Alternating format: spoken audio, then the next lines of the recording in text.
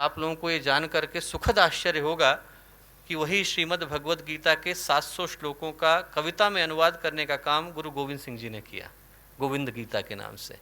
और जब आप गुरु गोविंद सिंह जी के जीवन को देखें तो ऐसा लगता है कि गीता में जो भगवान श्री कृष्ण ने योग की व्याख्या करी है वो उनके जीवन में साक्षात देखने को मिलती है।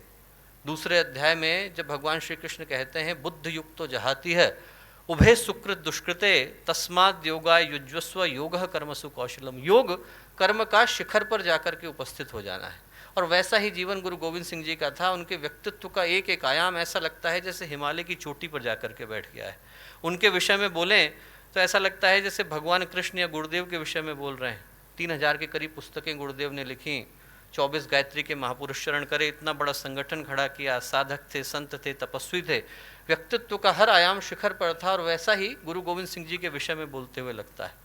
और दो अद्भुत सोचें गुरु गोविंद सिंह जी इस देश को, इस राष्ट्र को देकर के गए। पहली, राष्ट्र के प्रति अगाध निष्ठा, अटूट भक्ति।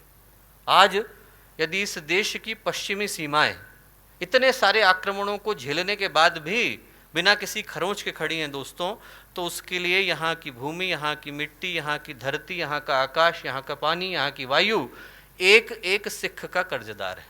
एक एक सिख का, खालसा का कर्जदार है, गुरु गोविंद सिंह जी का कर्जदार है।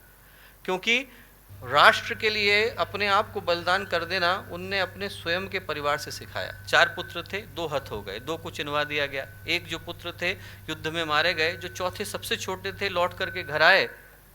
गुरु गोविंद सिंह जी ने पूछा क्यों आए? बोले प्यास लगी थी। बोले वहाँ मैदान में शत्रुओं का लहू बह रहा है, उसी लहू से अपनी प्यास बुझाना।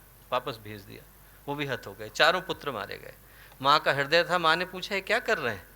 तो गुरु गोविंद सिंह जी बोले इन पुत्रन के शीस पर मार दिए सुत 4। 4 मुए तो क्या हुआ, जीवित कई हजार। हजारों पुत्र हैं मेरे, 4 गए तो क्या हुआ। ये है राष्ट्र के प्रति निष्ठा दोस्तों।